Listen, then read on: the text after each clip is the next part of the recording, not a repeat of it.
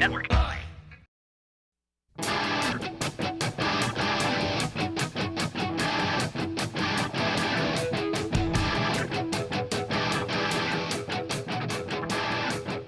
Brewers, it's time for the beer radio you've been looking for.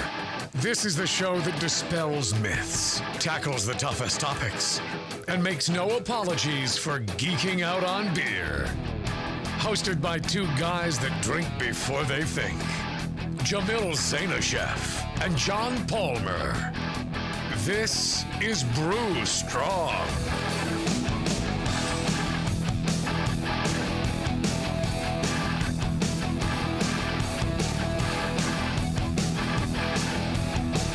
Hey, howdy, hey, my brewing brothers and sisters. Greetings, cretins. All right. Great to be here at NHC in Philadelphia, 2013. We're live at the conference. We're here in the hospitality suite. Big group of wonderful fans standing around saying howdy. I think it's our most enthusiastic crowd yet. Oh, yeah, you guys are. If you scream more, you'd be more enthusiastic. Jump up and down, yell. Throw panties, What, you guys been drinking all night? Oh, yeah, you have been. Sorry. Yeah, it's still early morning here at 12:30 in the afternoon, huh?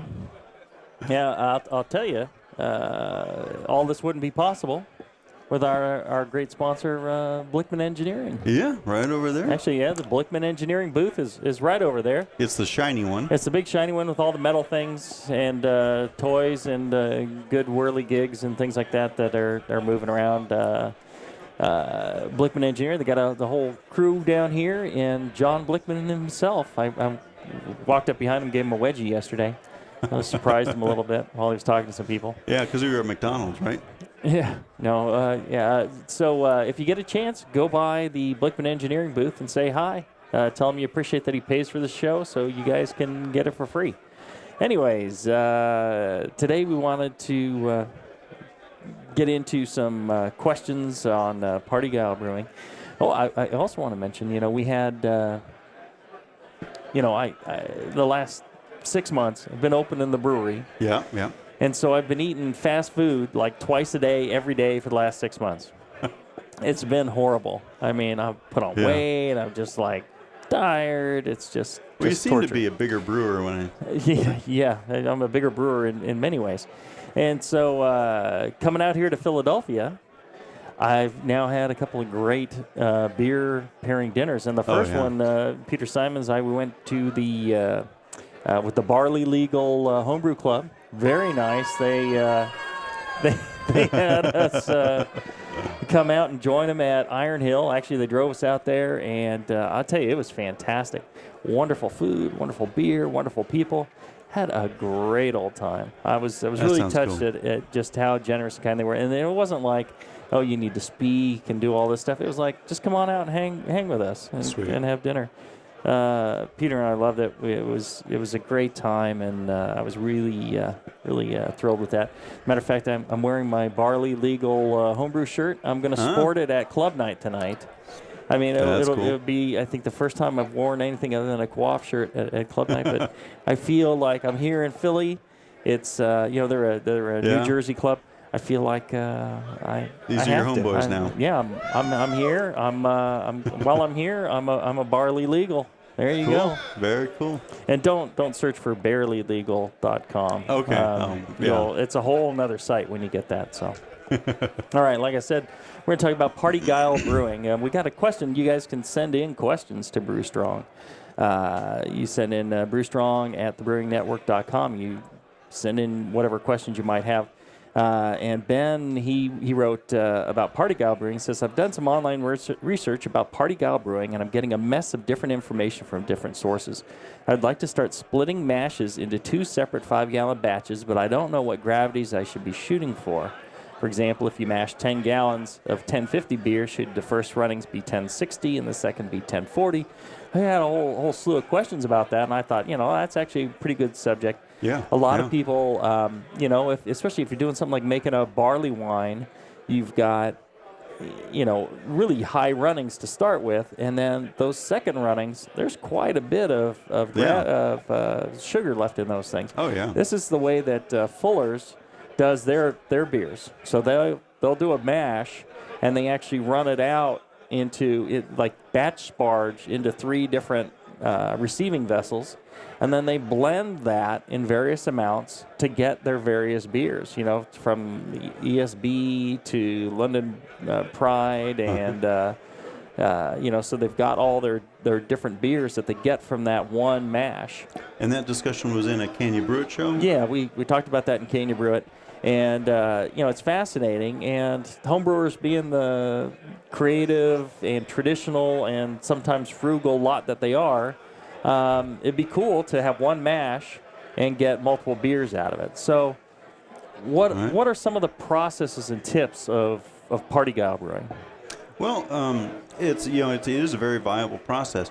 When you typically mash your first runnings, and the strength of your first runnings depends on your grist to water ratio, your water to grist ratio. So if you're at like 1.5 quarts per pound, 2 quarts per pound, which is equivalent to 4 kilograms per liter.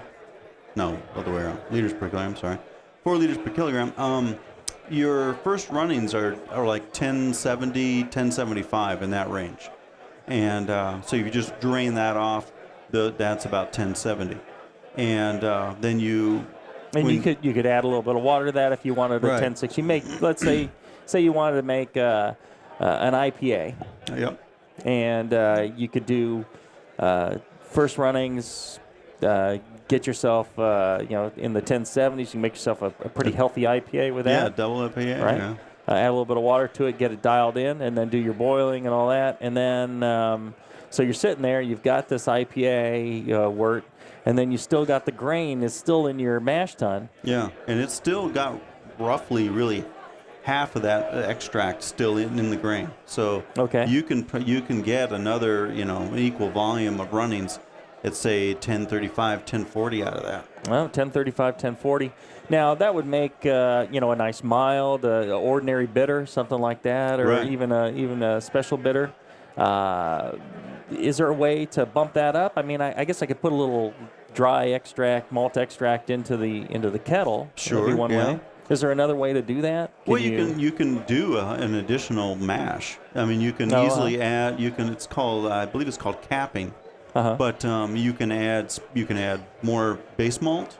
You can add specialty grains and change the style of the beer that you're going to do for the second batch. Interesting. You have a lot of options at that point. So you just mill some more grain, toss it in on top of that mash that you already have, that bed, and then add a little water, reinfuse, let that circulate, boil off a couple of times, and then you're ready. Couple of 2-3 times, and then you're ready to run off into the kettle. Right. So you could add specialty grains. You could add some chocolate malt, some crystal malt, and turn that IPA base into, all of a sudden you've got more of a brown ale or a mild or a something like that. Yeah, it really is a nice way to get to stretch your grain bill and get 2 batches out of one brew session.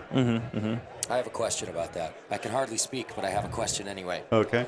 Does for the second runnings, does the length of time that you let it sit make a difference? And the reason I ask is, a lot of times when I run off and I've run off till that liquid just seems, it's done for my first batch.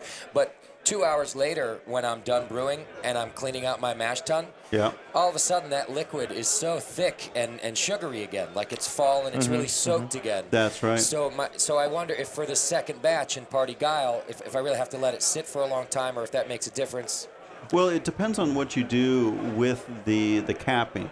So if you're just doing, let's say you're doing a very strong barley wine with predominantly pale malt, and you've got enough pounds in the mash tun where you're getting 5-6 gallons first runnings out of 1070 or 1080. You still got quite a bit of extract in the mash bed, and you can, if all you're doing is going to do the same style, you can just reinfuse, wait 10 minutes, and boil off and drain, and you'll get a lot of that extract out. If, on the other hand, you want to add specialty grains or add more base malt to either increase the gravity or increase the complexity, then you should give it another an additional period of time to allow the solubilization to occur, more leaching of sugars depending on whether it has to convert the starches or just extract the sugars. Is that a whole other 1 hour mash that I need to do if I'm adding grain? If you're converting the starches, yes. If it's like crystal malts and roast barley, things like that, no. Then it's more of a steep. It's like steeping. Okay. Yeah. But to address your question, one of the things I've been saying for a long time is the amount of time you take in sparging really affects your efficiency. Yeah. So if you're getting increased efficiency after already sparging once, you probably didn't wait long enough or take long enough in your initial sparge. You should go a little slower, take a little longer, and you'll get more efficiency out of that. Okay, because it's really a big difference. When I'm sparging, I'm running off, and it's pretty damn clear. Mm-hmm. And then I'm telling you, it looks like an IPA again 2 hours later with the rest of it that's in there. So maybe I am sparging too fast. Give it a little more time initially, and you should be getting more out of that. A large part of your extract efficiency, your brewing efficiency, when you're doing all grain, as Jamil says, is the lauter. We talk about don't try to be super efficient. Be comfortable, be satisfied with the 75% efficiency. Okay. But honestly, by just slowing down the lauter, you can easily bump that up to 80, 85. All right. So a lot of us are, especially when it comes to commercial setups, you're trying to balance time versus extract. But on the homebrew scale, we've got plenty of time, and you can easily, increase your extract by just taking a little bit longer. Just let it sit. Okay. Yeah. Let's do this. Let's let it sit for a little bit, and we're going to take a short break. When we come back, we'll do a little more party guile, and we also have a microphone set up in case you guys have questions for us. We'll answer them for you here live today at NHC in Philly. So let's take a short break, and we'll be back with more party guile after this. Oh. Tonight is the night. We bring the creature to life, Dr. Blickmanstein? Yes, J.P. Gore. Everything is perfect for my next fermented creation. But, Doctor, the storm is too far away. We'll never have enough power to isomerize the creature's alpha acids. Yes, J.P. Gore, we will. For I have in my possession the Tower of Power! Blickman's new Tower of Power is the evolution of automation. Control hot liquor, sparge, and mash temps like a pro. The Tower of Power is a high-quality gas-fired rim system that works with your current brewing setup. With ultra precision, the tower can hold your mash to 1/2 of a degree Fahrenheit. Precision and repeatability. The Tower of Power is the answer to automatic, fast ramp times. See more at BlickmanEngineering.com. Bring your next creation to life with the Tower of Power. Dr. Blickmanstein, with the Tower of Power, you can probably give me an afternoon at the pub to enjoy a pint. Don't be silly, J.P. Gore. We have beer to brew.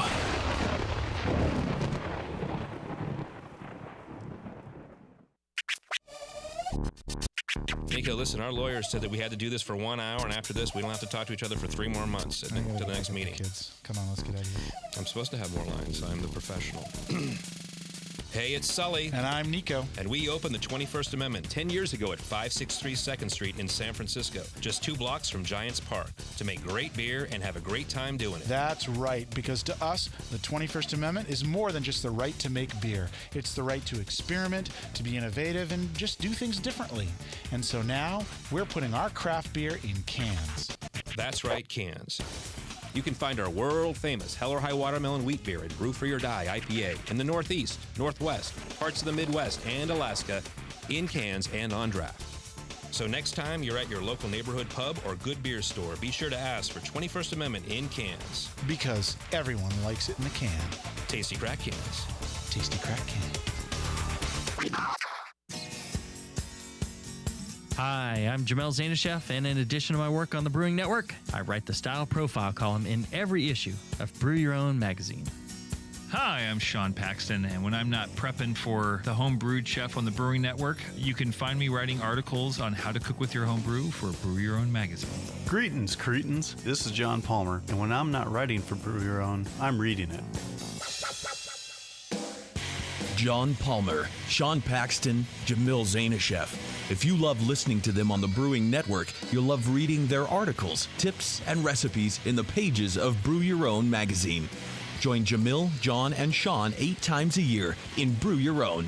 And when you subscribe to BYO on the Brewing Network website, half of your subscription price goes right back to the BN to support great beer and food programming. So sign up for Brew Your Own magazine through the BN website today so you can listen and read your way to better homebrew. When I order a beer, I want my server to know more about it than I do. I want someone who enjoys good beer and loves helping others enjoy it too. I want someone who knows how to pour a perfect pint for every beer style. I want a Cicerone.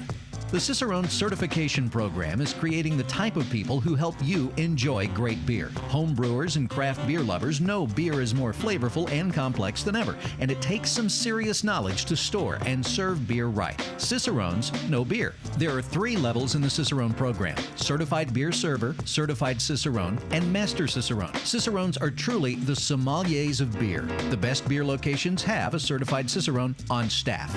Relaxed and unpretentious, Cicerones are tested on storing and serving beer, beer styles, flavor and tasting, the brewing process and ingredients, and pairing food with beer. Learn more about your next beer guide at cicerone.org. Certified Cicerone, because it takes top talent to present a perfect pint.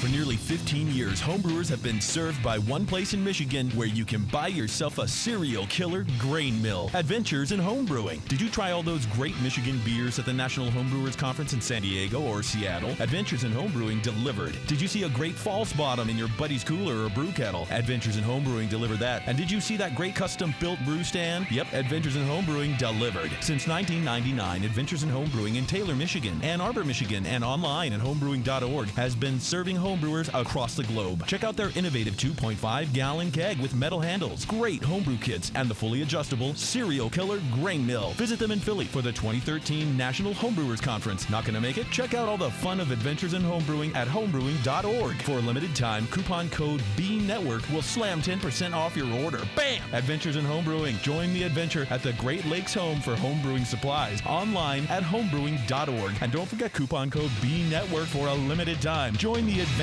today.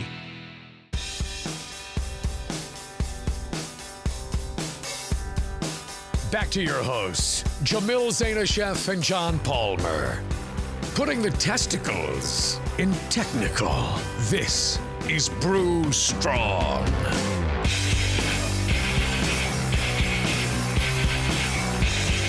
All right, here we are, live NHC 2013. Yeah.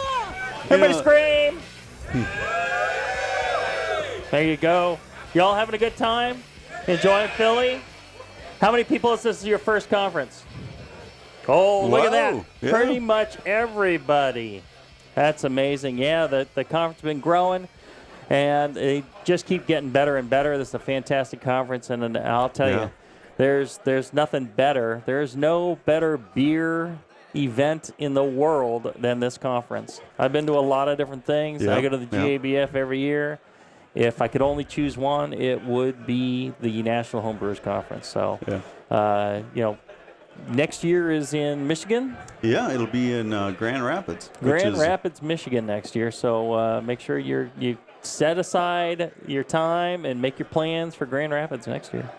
That's going to be a really good one. There's a lot of really up and coming breweries in Michigan. Right, and we can visit the Hudacek compound when we're in Michigan. That's right. Yeah. Yeah, and some of our favorite beers, like the Jolly Pumpkin La Ruja. Yeah, Dexter, Michigan. Yeah. I got to stop by and see Ron at Jolly Pumpkin. That'd be cool. Yeah, in a minute here, we're gonna give you guys a chance to ask any question you have live on the air, and you can we'll answer them for you right here, or we'll do our best to answer them. Mm-hmm. Let's kind of wrap up on Party Gal. So. You gave a pretty good idea of what I could expect from my different runnings. Is there any calculator out there that you know of? Does Beersmith do this? If Boy, Beersmith doesn't do this, what we need to do is get Brad to add this to Beersmith. We should, yeah. At the moment, I'm only aware of like a table I've seen that breaks it down as far as theoretical gravity based on just grist ratio. Right. But yeah, I'm certain he could add that into if he doesn't already have it. Right. Okay. So there'll be a party guile table maybe out there, and maybe Brad can put something together, add that to Beersmith. That's one of the great things about Beersmith is it's actively being developed, and so new features come out. It's keeping up with the state of the art, which is really cool. Is it easier to estimate original gravity? No, let's see. What are some good styles to brew when using the party guile method? Well, you're not really limited. You just have to understand that what comes out first is going to be, the stronger wort. Mm-hmm. If you start out with, say, an imperial stout, then your second runnings are going to be dark. Right. And maybe that would be suitable for a dry stout or a small sweet stout. Mm-hmm. So, just keep in mind that, whatever you did first is going to carry into your second beer. Right. Whereas if you start out with, just a base malt or a pale ale malt and a couple of specialties, then it's a little easier to add more specialties to that. Something like a barley wine, a Bock, Imperial IPA, good starting one, and then you can do add some color malt and some crystal malt or something like that and make a completely different smaller beer, or big beer, smaller beer without adding any grains. Okay. And you could do different yeasts too. Oh yeah, I mean, you could be definitely. making Imperial IPA, and then you could be making a best bitter. Yeah, that's a very good point. Yeah, a lot of people forget about how much a change in yeast changes the beer. You could use the same exact grain bill and come out with two completely different beer styles. Belgian Golden Strong and sweet stout, English mild, American Brown Ale. Yeah, that would work. All from one big starting mash. Yeah, that'd be quite nice. Would it be worth mashing only base malts, then steeping different specialty malts in the two batches? Yes. So yeah, you could even, like you're saying, do Imperial Stout on one, and then the thing about that I think is you're kind of getting it's almost like working with extract and then steeping grains. Yeah, that's true. So you could look at your mash as just an extract source, a base extract, and go from there. Yeah.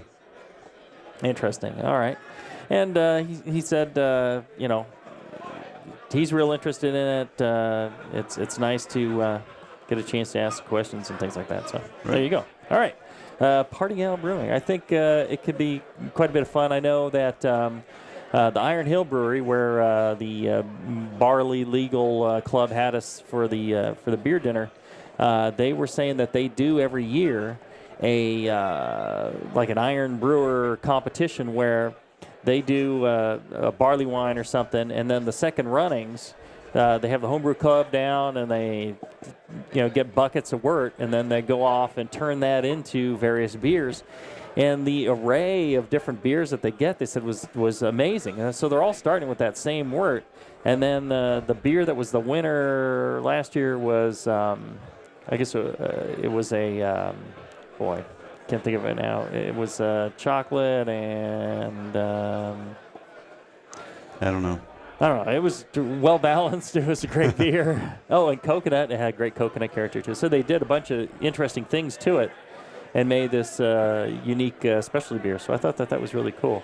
Jamil, will you be doing any Party Guile Brewing at Heretic, or have you guys done anything like that? I know you mentioned Fuller's earlier, and you're a fan, so I just wondered if you'd...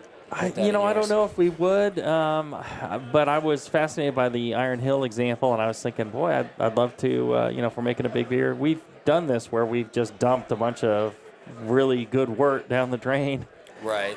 And I'd love to get some homebrewers by to, take that with them and, Sure. So as an example, which of your beers at Heretic might be a good one to do a second runnings? We did a deadweight barley wine, and the second runnings were huge. Okay. We stopped real early, so people could have been making 5-6% beers off of that. What about the Evil Cousin? Could you do a pale ale after your Evil Cousin, or is that not big enough? You could probably do something. I mean, we stop our runnings with quite a bit of sugar left. So you could probably do, a session pale ale easily. Yeah. Okay.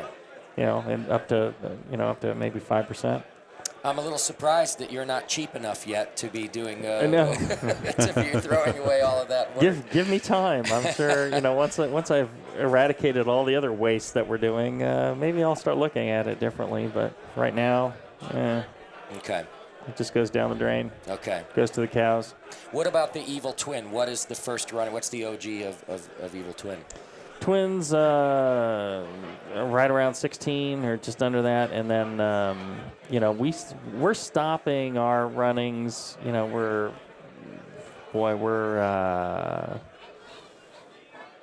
around 10, like three Plato.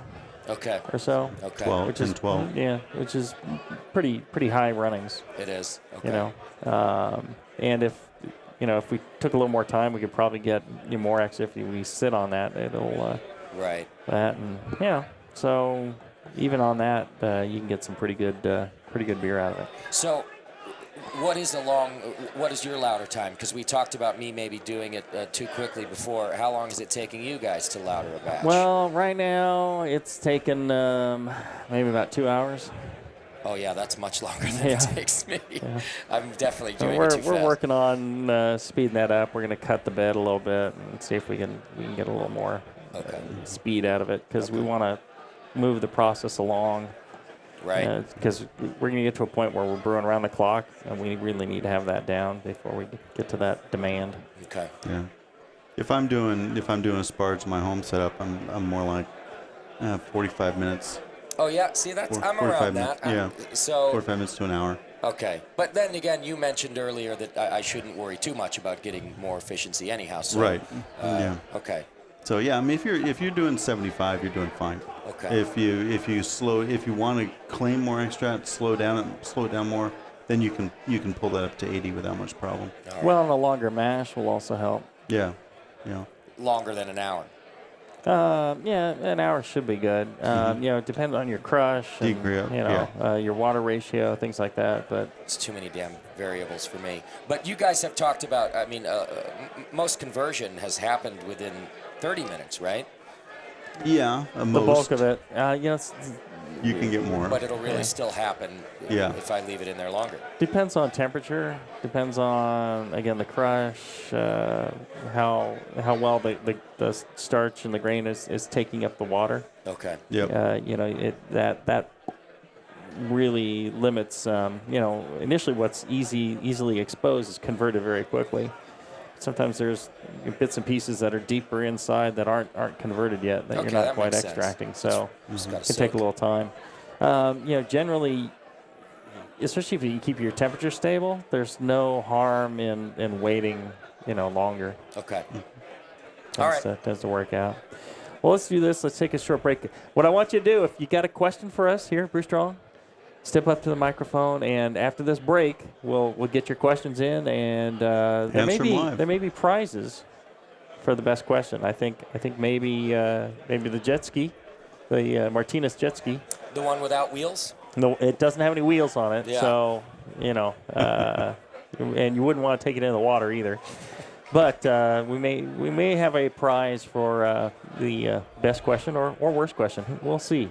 So line up there, and we'll get to you right after this.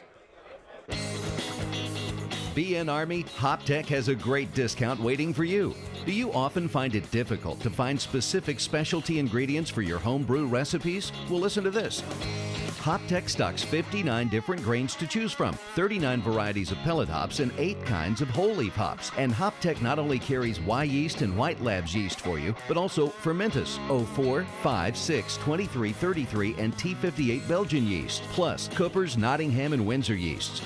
Got your recipe ready to go? Pick up some great brew gear like new long and short sleeved shirts, games, and more. HopTech's new website is being updated every day with new items. If you don't see it, call the shop. They're open 6 days a week. BN Army and AHA members get a 10% discount, and active military personnel get 15% off.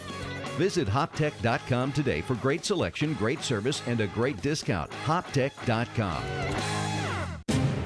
Tin, huh? Getting tired of that same old handcrafted beverages day after day? Are you looking for something with more diversity than your normal beer? Fellow BN Army member Michael Fairbrother, owner of Moonlight Meadery, is reviving an entire beverage category. Mead! The meads at Moonlight Meadery are all handcrafted from the finest honey on the market and are perfect for any occasion, like weddings, baby showers, or... Excuse me? Mead is not your average girly drink, mister, and Moonlight Meads can be enjoyed anytime, anywhere. Football games with the guys. Yeah! Barbecues with the guys. Yeah! Operating power tools with the guys. Yeah! Actually, sir, that's really dangerous. Good point, son.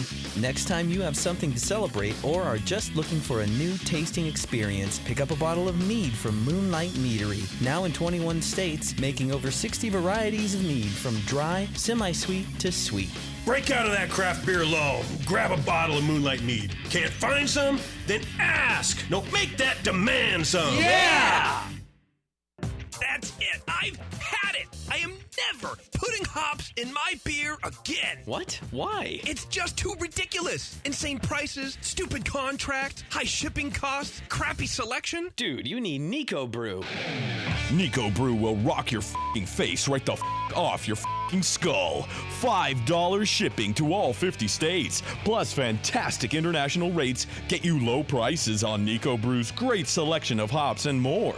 Whether you're a home brewer, a pro brewer, or a homebrew shop owner, Nico Brew can get you the hops you need in increments big and small, single orders, spot buys, or full contracts. And there's only one place to join the uber special secret elite bare bones club where you'll get the best deals anywhere. Holy shit! NicoBrew.com. NIKOBREW. Nico Brew, your bare bones buddy in the brewing business.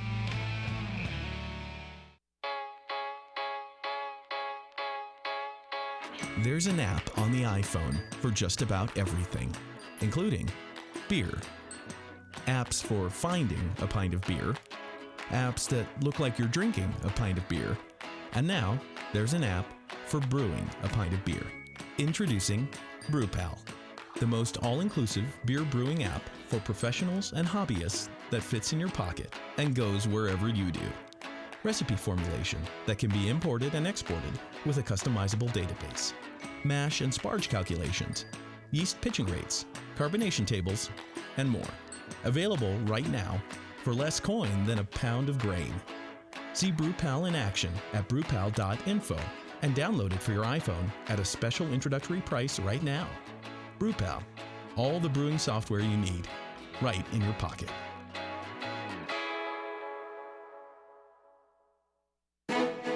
Hi, I'm Jason Harris, the proud owner here at Keystone Homebrew Supply. We're thrilled to be entering our 20th year of supplying this great industry. And to show you, the Brewing Network Army, how much we appreciate your support, we're offering you 10% off your first order on our website, KeystoneHomebrew.com. Just use coupon code BNARMY at checkout, and I'll get your order out the same day. My goal at Keystone Homebrew Supply has always been to have a complete supply of everything a brewer could want. When you place your order online or when you come into our store, it's our goal to have everything on your list and more.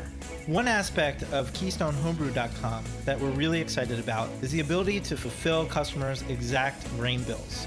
Do you hate to wait? Keystone Homebrew Supply can get your precious yeast and hops to you within just one day if you live between Connecticut and Virginia, and within 2 days east of the Mississippi. KeystoneHomebrew.com. Coupon code BNARMY.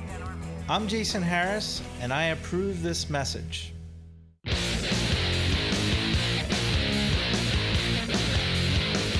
Back to the two guys that know how to turn beer into beer. This is Brew Strong. All right, here we are live, NHC 2013. Philadelphia! Philly! All right, we're doing a live show here, and it's your chance to ask questions live and see our faces and possibly be the winner of this BN hoodie, which is like a $120 value. They sell them for like $35, but $225 value. And if you're interested in a Brew Strong T-shirt, they're just about sold out, so you might want to grab one now. And we got our first question from Bill. Hi, John and Jamil. Hey, Justin. How you doing? I'm good. Hey, I'm Bill. I'm from D.C., member of D.C. Homebrewers. Nice. Great to see you guys on the East Coast.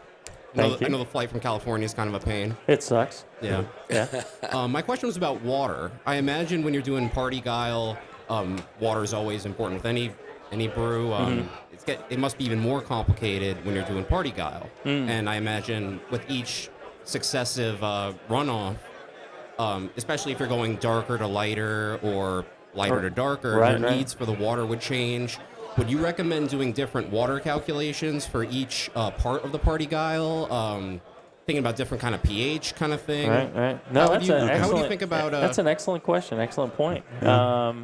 Because if we're talking about adding, some darker specialty malts, some roasted barley or something to up the color on the second runnings, I mean, you're already starting to get into that pH trap, and then you adding a lot more acid from those roasted grains. Yeah, you could end. That's an excellent question. Yeah. Oh man, you're in the running for the BN hoodie. That's what I can say. Yeah, it's a great question. When you're mashing, you're looking for a mash pH in the range of 5.2 to 5.6, measured at room temperature. So as you sparge, or as you drain off that first runnings, you're taking a lot of the buffering capacity out of the mash. And depending on what your water composition is, if it's a slightly alkaline water, for instance, as you reinfuse for the second runnings, you're going to raise the pH of that grain bed a fair amount. And that's where it's good to go to a darker beer style with more some specialty malts, because the specialty malts, the darker malts, will help bring that pH back down to the 5.2 to 5.6 range. When you start getting your mash pH above 5.8 or 6.0, that's when you start having problems with the tannin extraction, the silicate extraction, and ash from the malt, and that's where you get those harsh flavors. So, that's why if you're doing a party gyle mash with predominantly base malt to start, then adding specialty grains and capping for the second runnings, or to do that, helps preserve that mash pH, keep it down. All right. You're welcome. Excellent question there. Guys, stick around. I've asked Push to go see if John Herskovitz from 5 Stars over there, and we'll see if he can come. But you guys might be able to answer too. Would something like the 5.2 pH stabilizer that you might put in your mash on the first running, I wonder if it would stick around for the second runnings too, and you might not have to worry so much. Well, it would help the second runs if you were to add it to the second mash, to the reinfusion, because a lot of what 5.2 is phosphates. So it helps replace the phosphates that are naturally in the malt and in the mash. Those have been rinsed out now with that first run, predominantly rinsed out. So now you're adding more phosphate back, and it does help restabilize the mash pH. Just seems like it would help to be a foolproof way to not have to worry about it. Nothing in brewing is foolproof. Okay. You're ample proof of that. But, all right. We got another question coming up here. All right. Hey guys, wanted to just get your feelings with regards to boil time, and then the follow-up on that is how aggressively can you overly aggressively boil your wort? Yeah. I mean, or should it be a nice simmering boil, or should it be just kick it out, rolling boil? You need to have enough activity that you're volatilizing things, and you've got steam coming off essentially. The steam coming off, you can have that with it just a flat surface. The problem with that is you're really not turning the liquid in the kettle. So you want to turn the liquid in the kettle, get the kettle, the liquid cycling through, so you're exposing it to the surface and turning it over, frequently enough that the steam is carrying away those volatile the DMS compounds. precursors and so on. Yeah. So that's why it needs to boil. When it's violently jumping around, it doesn't really do you any more good than rolling it over. So they say you want a rolling boil. You just want to keep it seeing that surface exchange. Yeah. And that's a good question. And the other part of your question was? I guess the other point of the question would be, 60 minutes, 90 minutes. I mean, what would you recommend for? Not the professional brewer. Me and Tasty, both Tasty and I, the two of us, the pair of us, sometimes the three of us, all like a 90-minute boil for homebrew. Well, it's just 90 minutes is great. Some professional breweries, they also stick by that 90-minute rule.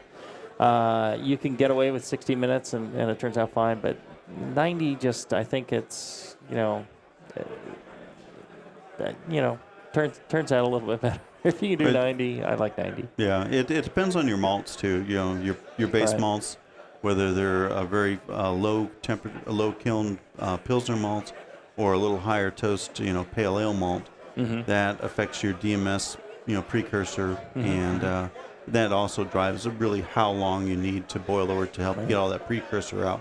If you got a bunch of really lightly kiln malt with a lot of SMM in it, you're going to need to do at least 90 minutes. That's right. But if you're doing something with pale ale malt, it's been kilned a little darker. There's very little SMM left. You can do 60 minutes there, no problem. So that's let that also be your guide. But if you always do 90 minutes, you should be good all the time. Right. Makes a pretty good difference. All right, if you got a question, step on it. It could be on any subject whatsoever. Giving away a BN Zippy for the best question. Ooh, a $500 value. That's right. Goes up every segment. Hi guys, I'm Nathan from Scranton, Pennsylvania.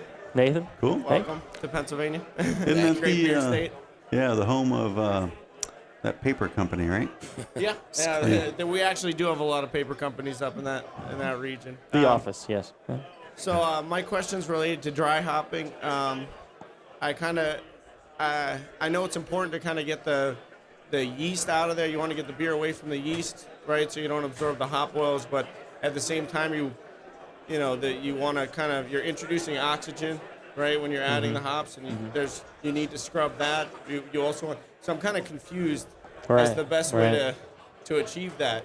How do you find that balance? Well, I'll tell you what the Brynolfson says, and what the Brynolfson says is always true. There's a rule in life. If Matt Brynolfson says something, then it's That's obviously true, and you need to do it. He once said I was his bitch. Well, see, obviously, again, it's true. Yeah. Right. So he is a believer. I don't want to put words in his mouth, but my understanding from him is that he likes to at least do some of the hopping early while there's still a bit of activity to kind of scrub out absorb the oxygen. If you have yeast in there, they take up oxygen pretty quick, and that reduces oxidation in the beer, what have you. And one of the things that we're doing at Heretic, and I'm pretty sure he does there, and a lot of other brewers do, is flush the hops with CO2. So we have a bucket with a CO2 line going in, and we kind of cap it off with a cone, and we inject CO2 and just keep flushing it with CO2, until we think, oh well, maybe we got rid of the oxygen, and then it goes in the top. The balance there. One of the things for me, I don't know that I really need active fermentation to truly take care of the oxygen that could be, in the hop pellets inside in the cones. I mean, it traps a lot of air as it goes in. There's a lot of yeast in beer even after it's finished fermenting. I mean, there's still a lot sitting around. So. Tends to clean it pretty good. And the way people package beer, you're introducing a heck of a lot more oxygen during that time than you are generally in dry hopping. So I wouldn't concern yourself too much with it. try a beer with, earlier in fermentation, like you're saying, if there's activity in fermentation, you're scrubbing off some of those really light, volatile compounds. If you do it later on. As long as your beer still has a lot of suspended yeast in it.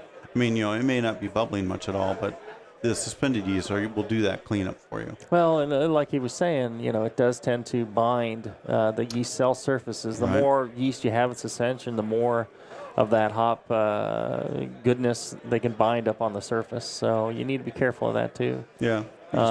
Grease them out a little bit, perhaps. What we're doing at Heretic, and we're going to talk about this in the second show at 3:15. We do double dry hopping for various reasons, and we'll get into that in the other show. But I think that really helps significantly, and because one of the reasons is because the yeast is really gone at that point.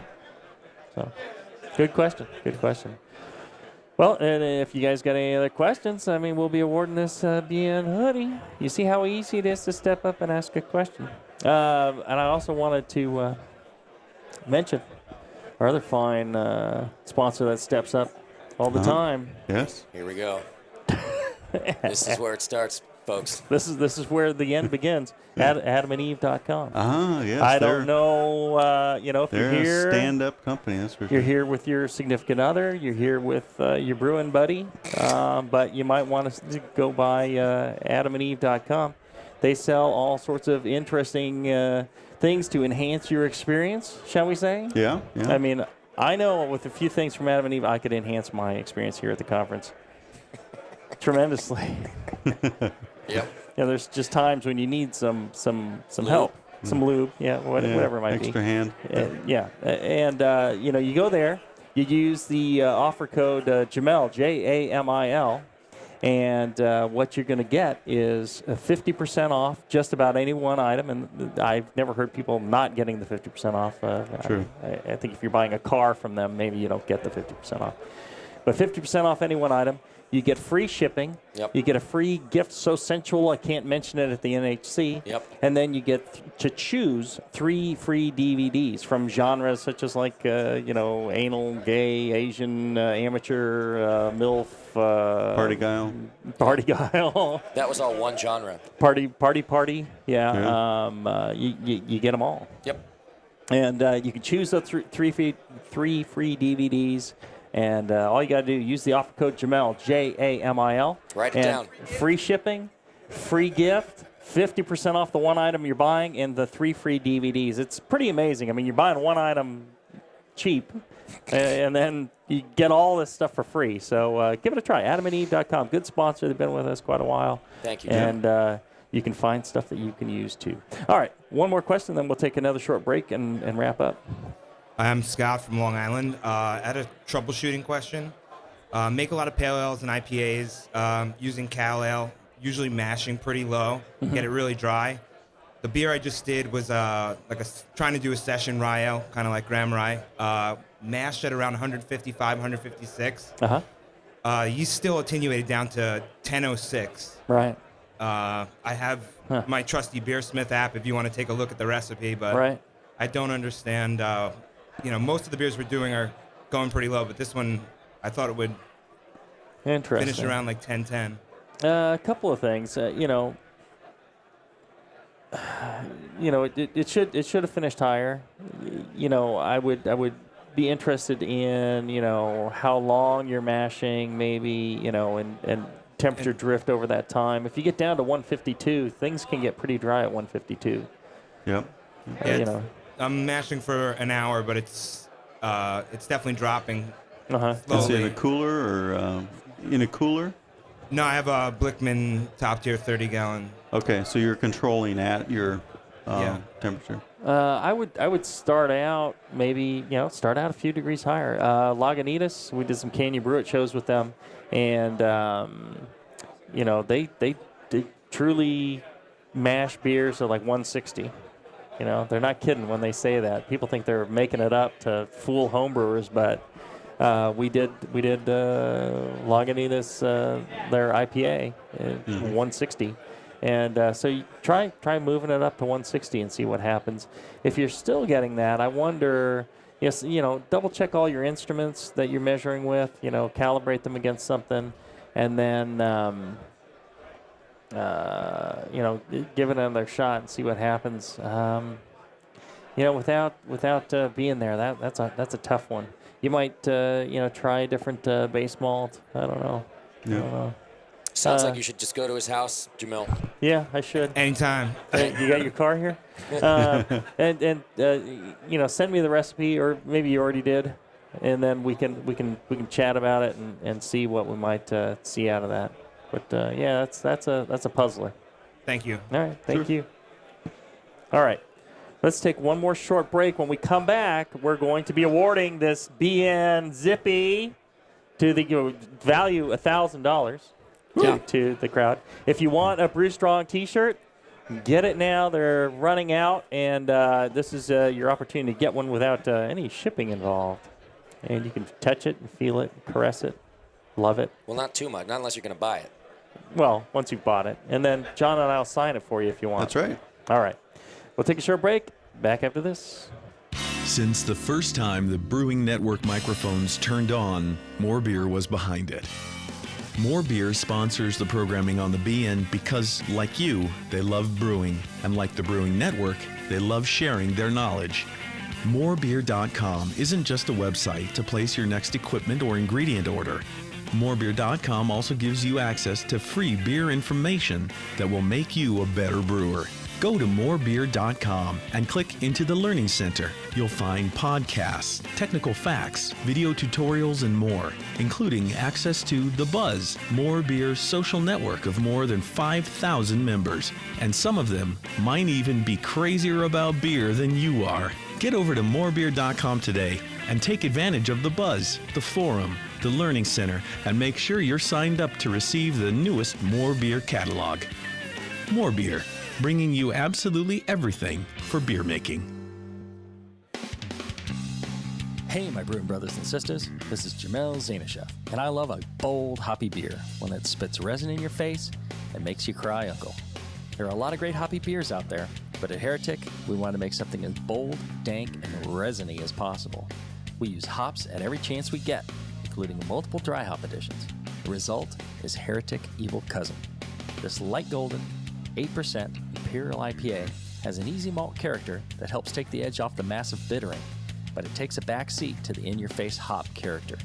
We make sure this beer finishes dry so the hops can jump out and slam you in the taste buds. If you can't get enough hoppy goodness, Evil Cousin is your cup of tea.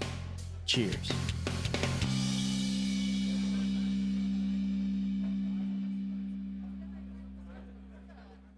A vial of White Labs yeast is the key to your best beer. When you open a vial of White Labs yeast, you're giving your beer its best chance for a perfect fermentation. In addition to their already incredible variety of yeasts, White Labs is proud to announce WLP 90, San Diego's super yeast, now available year-round. WLP 90 is super clean, super fast fermenting, with low esters and has a neutral flavor and aroma profile. It's alcohol tolerant and highly flocculent. For more of the latest White Labs news, click over to whitelabs.com, where you can read reviews of yeast, learn in the lab section, and join the customer club. And if you should find yourself in San Diego, White Labs has a brand new training facility for craft brewers and home brewers alike. Whitelabs.com. Discover yeast, nutrients, enzymes, and more for commercial breweries, home brewers, and homebrew stores. White Labs. It's all in the vial. Do you know the 3 most important rules in brewing? Sanitation, sanitation, and sanitation. And no one does it better than 5-Star Chemicals. 5-Star knows sanitation. You can only sanitize clean equipment. And 5-Star knows how to clean, too. For craft brewers and home brewers, 5-Star has what you need to keep your fermenters, serving tanks, kegs, and draft lines sparkling and free of any beer-spoiling bacteria. PBW, caustic, acid cleaners, Star San, SaniClean, lubricants and defoamers, pH stabilizers, and more. 5-Star Chemicals has cleaning supplies, safety supplies, heat exchangers, pumps, hoses, and valves. And 5-Star is proud to offer eco-friendly products that exceed customer expectations. If you you have a cleaning problem, you need the 5-Star solution. Visit 5starchemicals.com or call 800-782-7019. 800-782-7019 and get the 5-Star treatment today.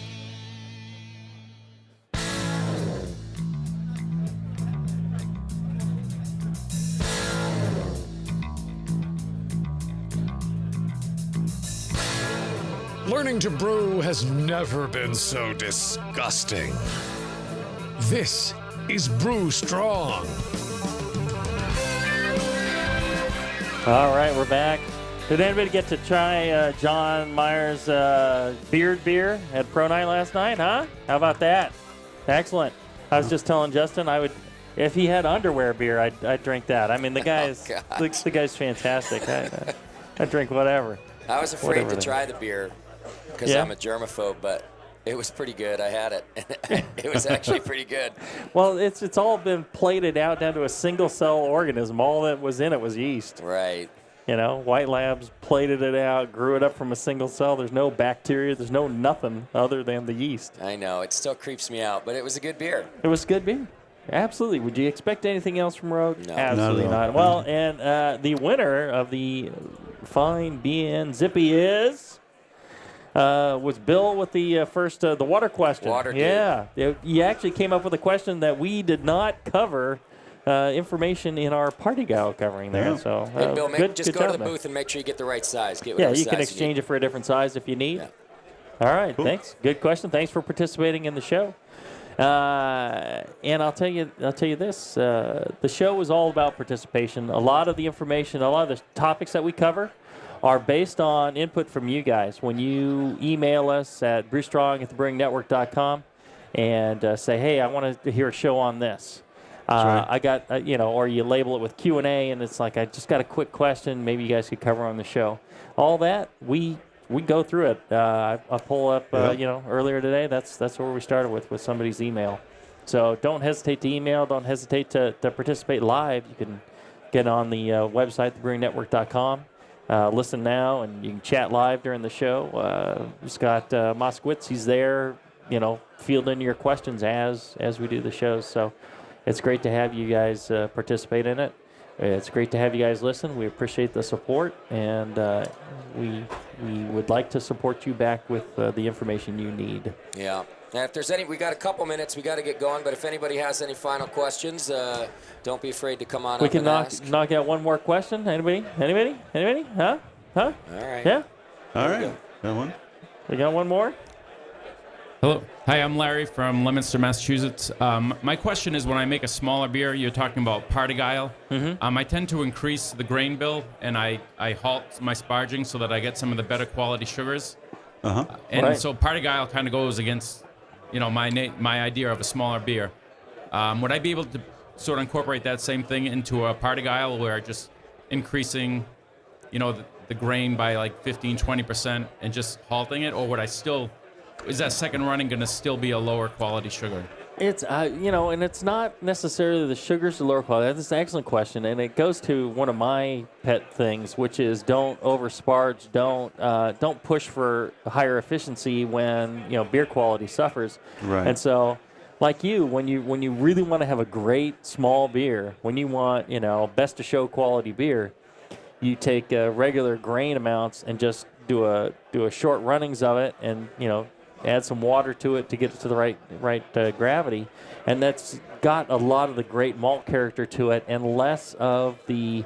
When you sparge further, you're getting a little bit more of these the other tannins and commons, silicates and so on. Yeah. and Ash. that is what is unpleasant about those. When especially they tend to be more obvious in a lower runnings beer. You don't have a lot of sweetness and other things to counter that. So I'm with you on that. You might be able to bump it up. I mean, party guile may not be for everybody, but I think if you're making, like the Huda Czechs when they got to make 2 million gallons of beer for their party every year, their Oktoberfest, they ought to consider party guile. They can knock out a few, with one mash. But that's a good question, Larry. I think. Stick with how you're doing your small beers now. I think that you're going to be happiest with that result. All right. Thank you all for participating. We're going to do another show here at 3:15, and we'll talk about double dry hopping, which is something we're doing at Heretic, and something I learned from our buddy Matt. Probably from Matt and from Vinny and all those guys. And we'll also get more of your questions, and we'll probably give away the jet ski at that point. If not, yeah. It's out in the hall. I'll get Justin to give up more valuable BN gear. Yeah, maybe we could give out one of our new BN stickers. No. I think we're gonna step it up from there. Okay. The BN Stingray? airplane. We could give out a warhead. Ooh. The double-walled stainless steel growler with the hop grenade on it. Yeah. Nice. I don't even have one. Right. Yeah. You don't homebrew anymore. I still drink beer. Can you register that at Heretic so that I can fill my warhead at Heretic? Yes, I can. Please do.